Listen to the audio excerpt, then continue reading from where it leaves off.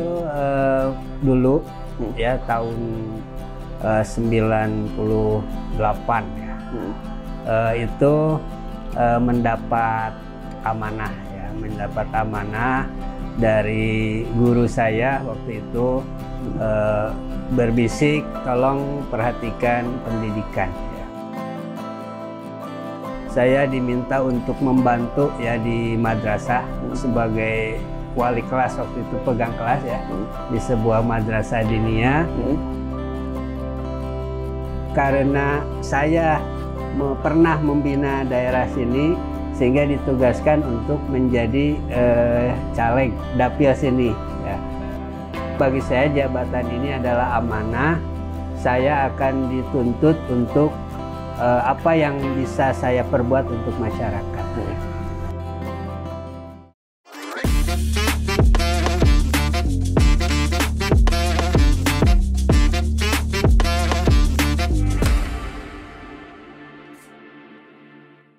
Assalamualaikum warahmatullahi wabarakatuh. Updaters, kembali lagi bersama saya Mulfi Muhammad Nur dalam program Catatan Wakil Rakyat khas Sukabumi update.com. Dan saat ini saya sedang bersama salah satu anggota DPRD Kabupaten Sukabumi, lebih tepatnya Ketua Komisi DPRD Komisi 1 DPRD Kabupaten Sukabumi, yaitu Bapak Iwan Ridwan. Apa kabar, Pak? Alhamdulillah sehat. Di bulan puasa gini gimana, Pak? Kerjaan dan lain-lain masih lancar? Ya, alhamdulillah. Insya Allah kita tetap semangat. Biasanya kan kalau orang puasa lemas gitu, Pak.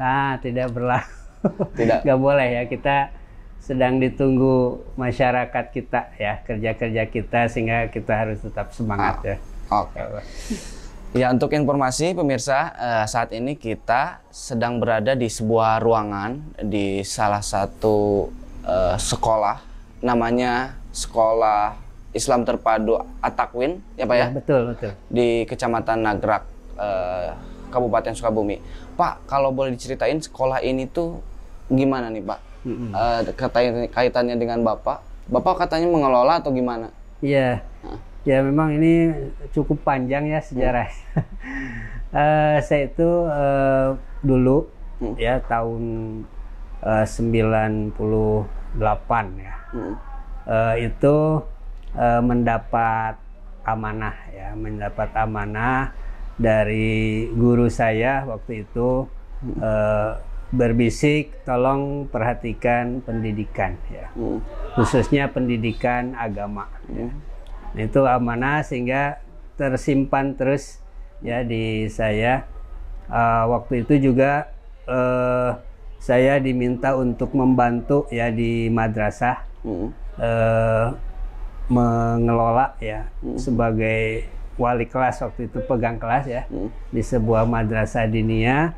Nah kemudian meskipun saya mungkin kalau di diniyah itu kan tidak ada guru madrasah diniyah, nggak ada kan di masyarakat ya, tapi sifatnya ilmunya turun-temurun ya. Jadi dari guru mengajarkan kepada saya lihat cara mengajarnya dan masuk ke hati saya. Kemudian saya mengajarkan lagi ke anak didik ya. Nah waktu itu saya sebagai guru madrasah, dan memang kalau dibilang profesi bukan profesi ya. Karena tahulah guru madrasah seperti apa, lebih ke pengabdian berarti, pengabdian ya, betul. Meskipun insya Allah pengabdian tapi barokah ya. Artinya rezeki mah ada lah. Nah gitu ya. Jadi waktu itu saya ngajar di madrasah. Nah kemudian kan dulu saya di Cisaat ya, di Cisaat. Nah perjalanan waktu, tapi saya pun sambil mencari kasab lain ya. Saya sebagai peternak ayam dulu. Nah peternak ayam, alhamdulillah itu Allah kasih barokah rezekinya. Jadi sambil ngajar pengabdian di madrasah diniyah sambil ternak ayam, itu barokah jalan. Nah itu lama sekali. Nah yang mulai ternak itu tahun berapa, Pak? Itu sejak saya keluar dari Senakma. Sekolah peternakan dulu ada namanya Sekolah Peternakan Menengah Atas. SMK berarti ya? SMK betul.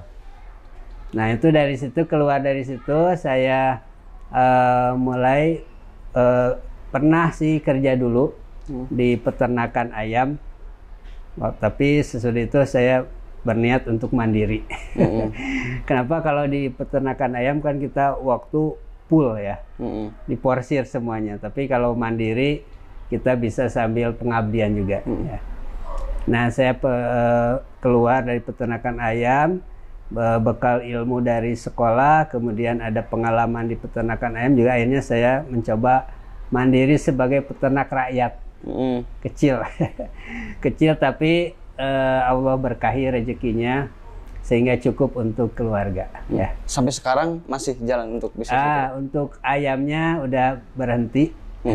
Sekarang fokus di pendidikan. Fokus di pendidikan. Kesini itu tahun 96, maaf, kesini 2006. Ya, jadi 2006 saya kesini. Waktu ini situasinya masih kalau kebun gitu, istri saya hutan. Kenapa? Maksudnya kebun tapi tidak terurus. Ya. Pohon-pohon juga ini, binatang juga, ada ular, ada kalajengking, segala macam. Betul.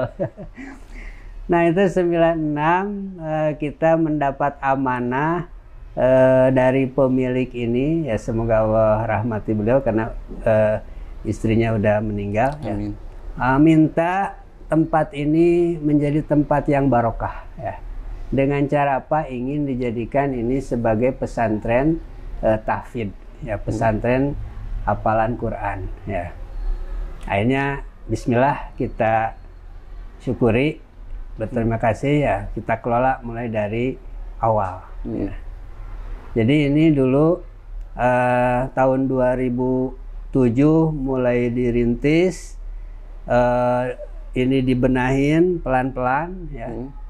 Situasinya, ruangannya supaya tidak terlalu menyeramkan. Karena kan orang masuk sekolah kalau serem takut kita benahin ya. Nah kemudian mulai dari mendirikan sekolah SD ya. SD Islam Terpadu namanya. Nah kenapa? Karena kita kalau SD negeri kan di sini keliling SD negeri semua udah banyak. Nah terus sekolahnya juga jam belajarnya dari pagi sampai lebih kurang jam 12 atau jam 1. Nah kita coba di sini sekolah yang lain, yaitu memadukan antara muatan pendidikan umum dengan pendidikan agama, ya, jadi sekaligus. Nah waktu itu kita promosi ya.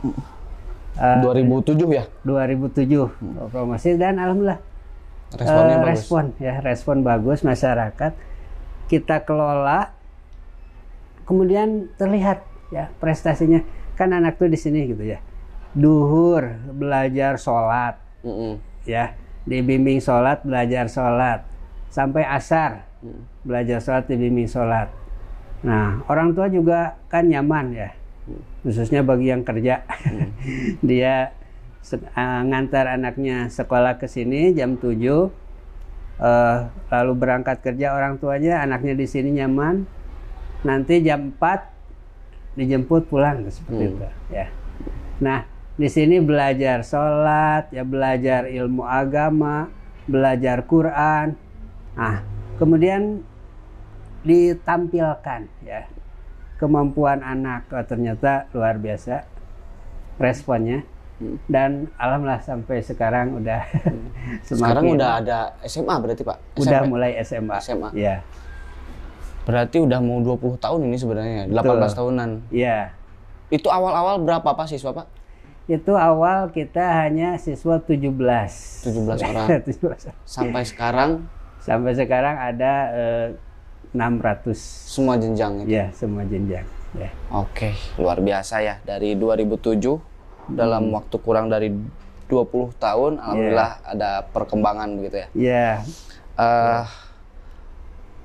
Berarti Bapak untuk di dunia pendidikan sendiri sebelum mengelola ini juga sebelumnya pernah mengajar juga itu Pak ya di madrasah itu ya? Ya, saya basicnya memang tadi basic bukan karena saya sekolah di pendidikan ya, basic karena amanat ya, pesan dari guru, tolong jaga, bantu pendidikan agama.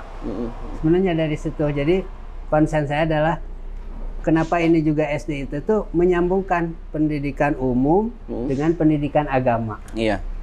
Nah, jadi kurikulum agama yang diperbesar itu. Oke. Pak, itu tahun 2007.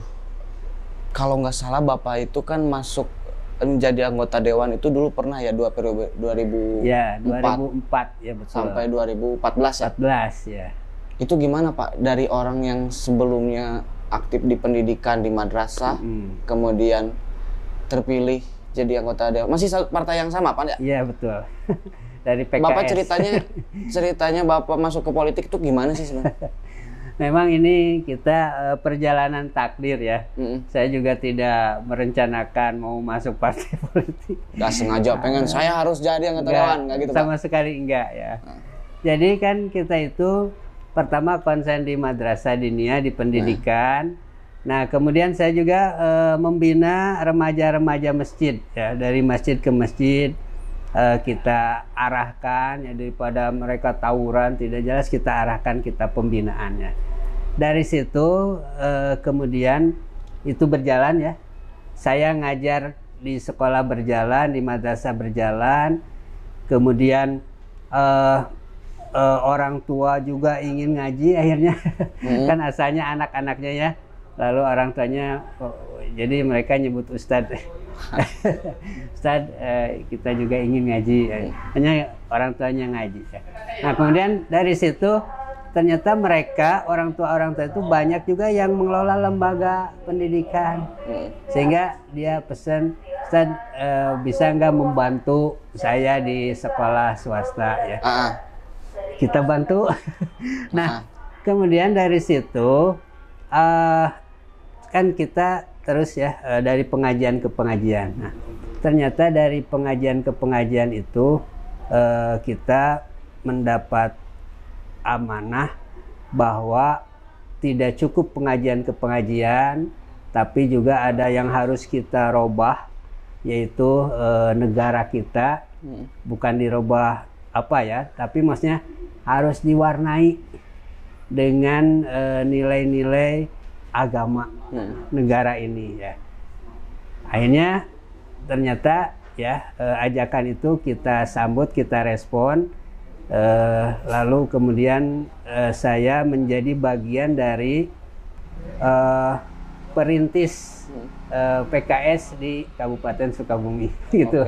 Ceritanya ya dari pengajian-pengajian. Nah, kemudian ternyata kan kita tahu ya PKS ikut pemilu ya. Nah di 2004 ya, 2004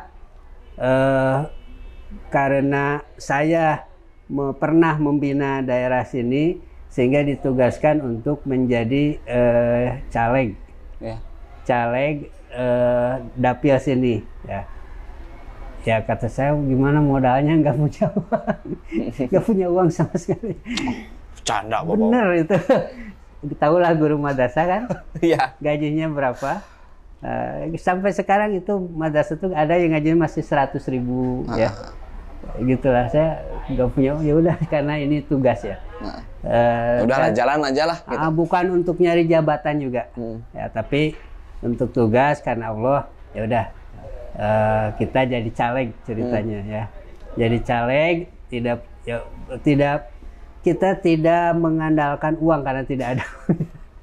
Ya udah kita terus sosialisasi ke masyarakat dan ternyata hasil pemilunya dengan izin Allah PKS di wilayah ini dapat 1 kursi. Dan buat Bapak kursinya gitu ya. Takdirnya mengantarkan saya yang 2004 nih Pak ya, cerita 2004 kan ya? Ya, 2004 saya jadi. Nah waktu itu memang rumah masih di sana di Cisaat, tapi wilayah kerja saya di sini. Ya. Nagrak, Cibadak, Cantayan, Cikidang masih. Caringin, Cikembar, Cicantayan juga ya. Nah, 2004 sampai 2009 waktu itu ya. Nah, kan kita keliling nih ya, mengunjungi masyarakat. Ternyata Allah takdirkan 2007 ini silaturahmi ke sini keliling dan dipertemukan dengan pemilik ini. Ya.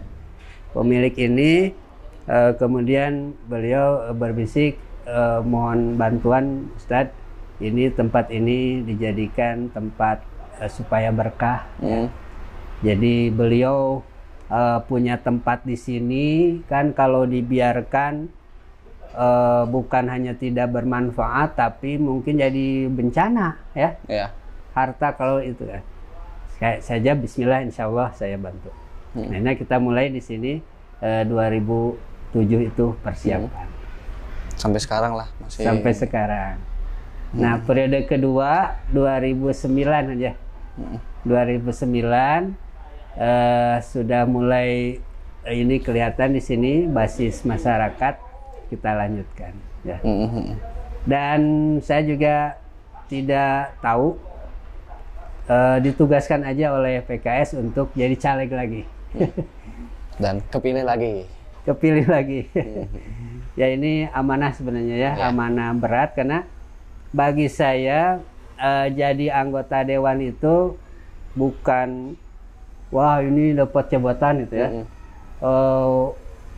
Untuk bisnis enggak, bagi saya enggak. Tapi justru bagi saya jabatan ini adalah amanah. Saya akan dituntut untuk apa yang bisa saya perbuat untuk masyarakat.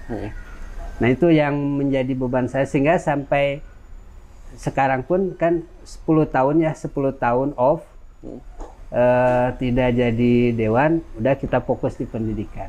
Ya. Fokus di sini berarti Pak? Di sini. Sampai akhirnya kepilih lagi tahun kemarin ya? Nah sebenarnya kemarin itu saya menolak untuk dicalegan, tapi waktu itu memang caleg dari PKS yang di sini itu ditarik ke provinsi ya, jadi caleg provinsi. Nah, sehingga struktur minta saya harus turun, katanya ya udah Bismillah. Bismillah gitu ya. Akhirnya kita sosialisasi dan saya ditugaskan lagi. Oleh partai lagi, dan alhamdulillah terpilih lagi. Ya, alhamdulillah terpilih ya. Dan sekarang duduk sebagai ketua komisi 1 DPRD Kabupaten Sukabumi. Ya. Pak, kalau boleh tahu di komisi 1 Bapak sekarang lagi garap apa nih? Ngerjain apa gitu Pak? Ya, jadi kan karena memang urusan masyarakat begitu banyak ya. Nah, sehingga di Dewan dibagi-bagi pembagiannya. Saya ditugaskan di Komisi 1 bidang pemerintahan umum ya. Di mana di dalamnya ada terkait dengan kependudukan ya. Maka mitra kita Dinas Kependudukan, Catatan Sipil. Juga ada terkait dengan pemerintah kecamatan ya. Pemerintah desa. Nah, kalau desa itu kan dia terkait penataan desa ya. Pemekaran, pembentukan desa baru. Nah, itu di situ. Juga terkait dengan masalah keamanan ketertiban umum.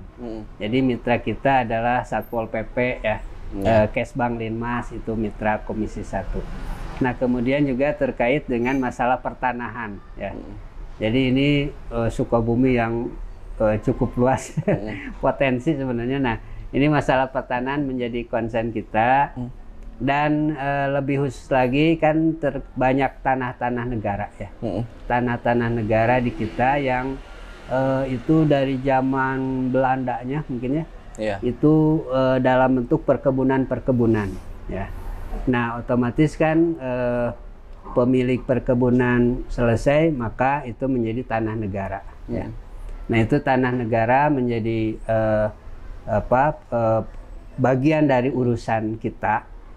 Nah, termasuk yang sedang di konsen juga hari ini Kan HGU perkebunan itu ada masa berlakunya. Ya. Nah, banyak itu, Pak yang udah mau habis Pak? Jadi mengalir tuh gini, ada yang habis tahun kemarin, ada yang habis tahun ini, begitu saja. Nah, kita masuk ke situ, kemudian bagian dari pengawasan kita, ya, karena ada landasan kita bekerja itu kan undang-undang ya. Ada undang-undang, ada peraturan presiden. Nah, yang terkait dengan perkebunan ini ada namanya Perpres 62 tahun 2023. Nah, jadi perkebunan itu nanti harus, kalau habis masa berlakunya harus perpanjangan. Nah, dalam masa perpanjangan ini prosesnya itu nanti ada sebagian sekitar 20% harus disisihkan untuk masyarakat supaya bisa ya bercocok tanam. Ya, itu di pertanahan ya, sehingga nanti mitra kita ada namanya DPTR ya, Dinas Pertanahan dan Tata Ruang. Termasuk ATR BPN ya. Meskipun ATR BPN Kantah Pak ya? Betul. Ya, kantor pertanahan dulu ya. Itu instansi vertikal tapi menjadi mitra kita karena bersama-sama ngurus wilayah kabupaten. Nah, berikutnya juga masalah perizinan dan penanaman modal. Ya, itu menjadi konsen kita hari ini. Jadi kita berharap ini kan Sukabumi ini wilayah yang luas, ini terluas di Pulau di Jawa Barat terluas ya. Kemudian dari segi potensi alamnya juga ada geoparknya ya. Sudah jadi objek wisata internasional ya, oleh UNESCO sudah ditetapkan. Nah, sehingga kita perlu berbenah kan? Bagaimana nanti investor itu bisa berbondong-bondong datang ke Sukabumi, mereka mendapat pelayanan perizinan yang mudah ya. Ini akan jadi berkah, yakin akan jadi berkah bagi pemerintah, bagi masyarakat. Makanya sekarang Komisi 1 sedang konsen ya menyelesaikan pembahasan namanya Raperda ya, tentang penanaman modal ya, dan kemudahan investasi. Kalau nggak salah kan untuk itu udah jalan itu Pak. Itu yang diatur di perdanya itu apa Pak? Kan gini ya, pertama kita punya Dinas Penanaman Modal dan Perizinan Terpadu Satu Pintu. Ya. Jadi secara nomenklatur itu udah satu pintu. Enak. Enak Pak. Nah, tapi dalam pengaturannya kan belum. Nah, jadi ke depan ini akan benar-benar satu pintu tuh. Ya, jadi istilahnya masyarakat tuh mendapat kejelasan ya, tidak ke sana kemari tapi ke situ ya. Nah, ini sedang dirapihkan ya. Sekarang masih beberapa dinas masih mengelola perizinan ya. Gitu.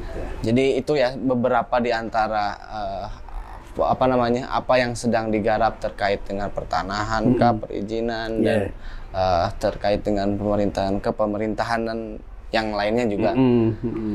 Pak, kita masuk ke segmen terakhir. Berarti Bapak udah 10 tahun lebih sebelumnya dan sekarang menjadi anggota dewan lagi gitu ya? Betul ya. Untuk di Kabupaten Sukabumi sendiri, yang menjadi catatan Bapak sebagai wakil rakyat untuk kemaslahatan masyarakat dan kemajuan daerah, kira-kira apa sih Pak yang harus dikebut, yang harus dibenahi, yang harus diberesin biar lebih baik nih Sukabumi? Kira-kira apa tuh Pak? Iya, betul. Mungkin saya akan jawab dulu dari bidang saya ya, jadi bidang Komisi 1. Memang hari ini catatan Sukabumi PAD kita masih rendah ya. Jadi masih rendah di bawah itu rata-rata Jawa Barat ya. Kan ini gini, pendapatan asli daerah ini dia yang akan menjadi modal pembangunan. Kalau rendah gimana? Bandingannya gini, DKI saja PAD-nya sekian 97 triliun, itu PAD saja ya. Nah, tidak tergantung oleh pusat istilahnya ya. Nah, kita ingin mungkin tidak sulit ya seperti DKI, tapi minimal kita berbenah di dalam Sukabumi. Nah, jadi PAD kita harus nambah ya. Dengan cara apa penambahannya? Dengan cara memaksimalkan potensi sumber daya alam di Kabupaten Sukabumi. Nah, hari ini yang bisa kita istilahnya apa? Pacu, yaitu tadi investasi, datangnya investasi. Makanya untuk bisa PAD bertambah meningkat itu investasi kita buka, kita permudah sehingga investor datang. Ya malah kalau seperti daerah lain pokoknya masuk aja semuanya, ya permudah semuanya. Nanti efeknya setelah mereka berjalan, usahanya berjalan, itu pendapatannya masuk. Nah itu yang ke-1, karena urusan-urusan lain itu pasti akan terkait dengan anggaran. Ya, jadi kalau anggarannya udah meningkat, maka penyelesaian masalah ini kan kita juga saya merasa bagian dari masyarakat kita, ya masyarakat kekurangan ya. Nah masalah pendidikan ya masih banyak ya yang sekolahnya masih belum bisa mencapai istilahnya pendidikan yang diharapkan. Nah, masalah di sini ya di sekitar kita masalah ekonomi ya itu banyak sekali. Ini menjadi PR kita yang terjerat ya rumah tangga kecil yang terjerat oleh pinjaman apa namanya bank emok ya betul. Bank emok. Nah itu kan kasusnya mencuat dan itu mengganggu soliditas rumah tangga. Itu banyak ya. Itu menjadi PR kita. Nah, itu harus pemerintah harus hadir untuk bisa memberikan solusi ya, bab ekonomi ya. Nah, kemudian juga berikutnya tadi pendidikan, kemudian ekonomi, dan juga ini masalah pengangguran ya. Itu masih di kita ini pengangguran, sehingga ini menjadi PR kita. Harapannya apa? Dengan banyak investor, dia menyerap tenaga kerja, pasti ya. Nah, kita akan arahkan.